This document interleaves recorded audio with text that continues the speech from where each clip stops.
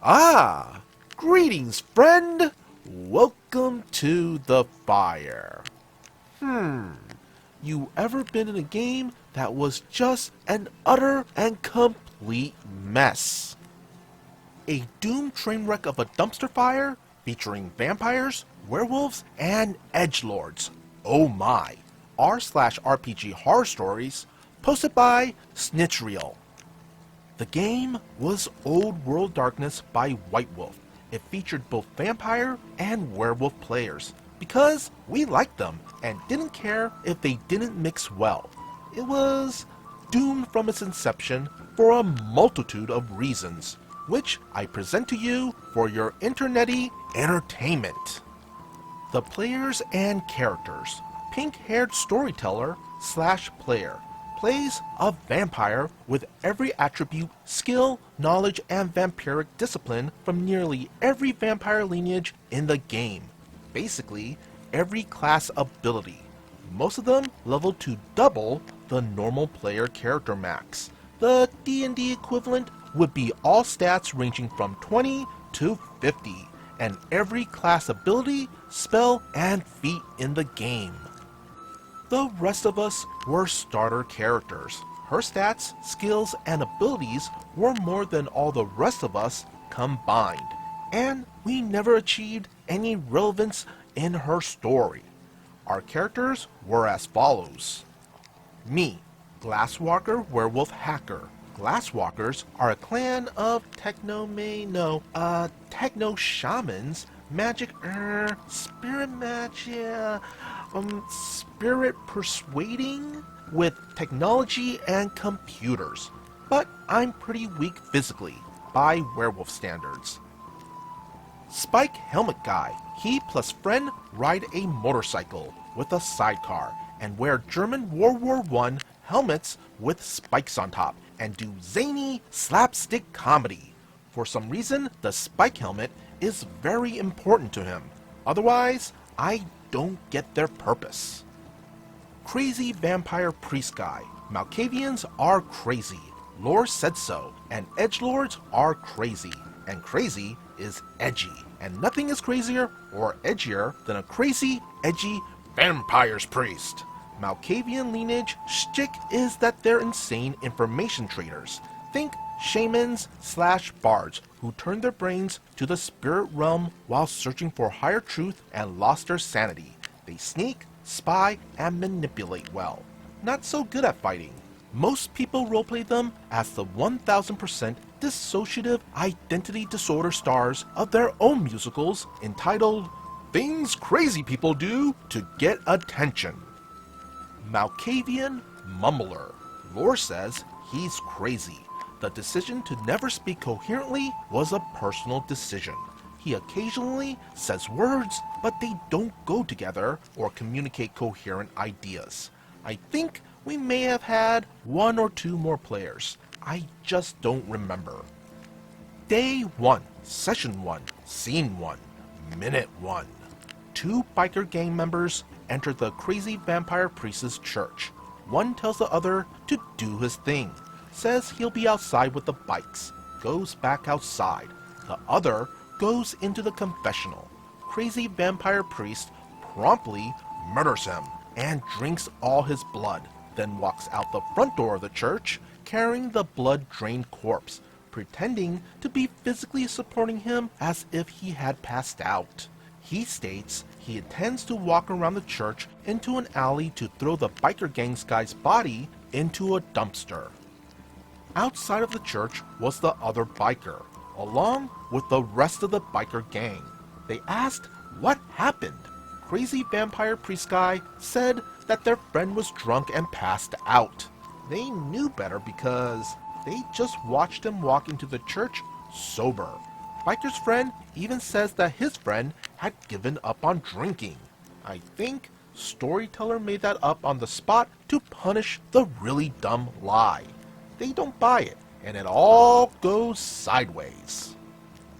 Malkavian priest guy offers his opinions on why he thinks he should have totally have gotten away with it.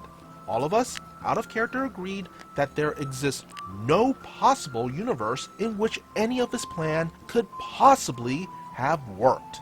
Then, he asked to retroactively change what he did. The storyteller doesn't allow it. Combat begins, and 30 seconds later, he's an ex-priest. I don't really know the right answer here.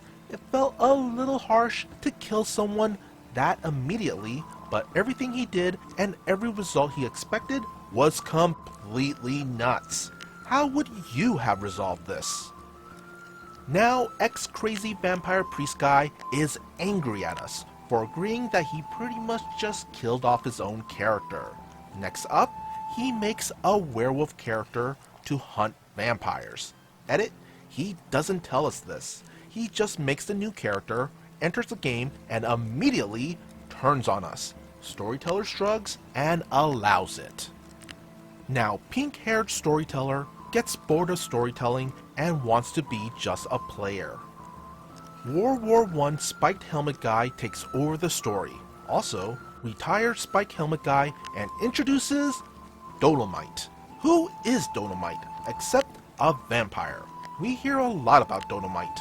A lot. About him, his car, his clothes, his weapons, his chains, how cool he is, and so on and so forth. Also, Spiked Helmet, now Dolomite guy, is not an experienced storyteller and also doesn't know the system very well. Fast forward a game session or two. New werewolf guy who is totally not pissed off crazy priest guy, still trying to kill the rest of the player characters. Otherwise, game revolves around Dolomite. Dolomite's friend also rejoins as a new character. Don't remember if killed or just bored. We don't know anything about him, but try to include him because he's a player character, and it's expected of us. We're trying to have fun, but there's no hooks to form a party or have it do anything, unless we just decide to do so.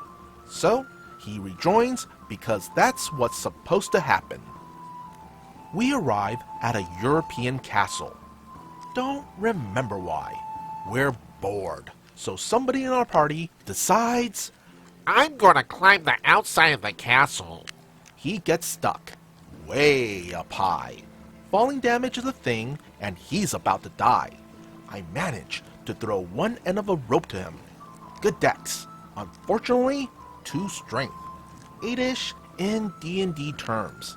I'm a total weenie and can't pull him up to safety unless I shift into werewolf form. I gain 4 temporary strength points. I don't worry too much. He already knows I'm a werewolf. It isn't a secret within the party, and nobody outside the party can see me. We save him. Malkavian friend comes up to me and mumbles something incoherent. I ask him what he's trying to say. He mumbles something incoherent. I'm used to it by this point. He doesn't speak sentences because he's crazy. I walk away. The storyteller announces, you take 24 levels of health damage. You're dead. Lethal damage would be about 6 or so, if I remember right. Me. Wait, what? Storyteller. You're dead. Me. Huh? How?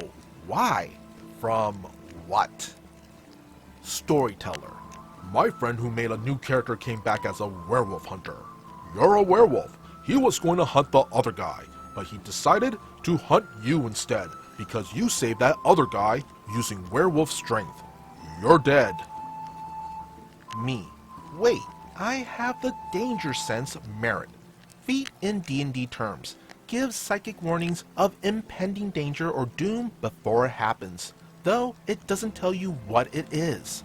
Seriously, no twinge or warning? Malkavian Mumbler. I tried to warn you, but I couldn't. Storyteller.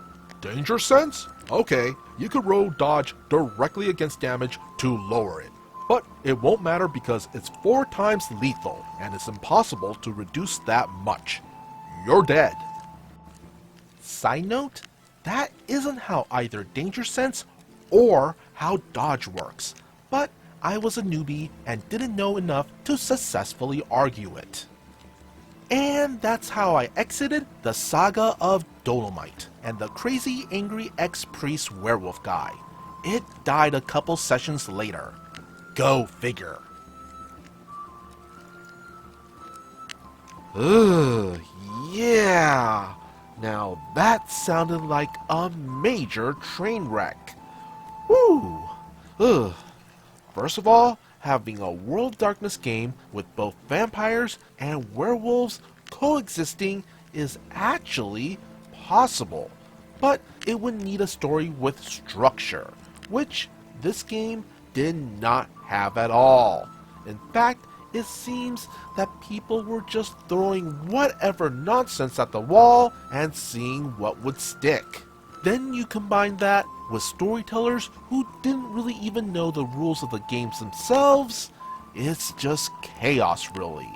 Like OP said, it wasn't surprising that the game would just die off in a few sessions. Ugh.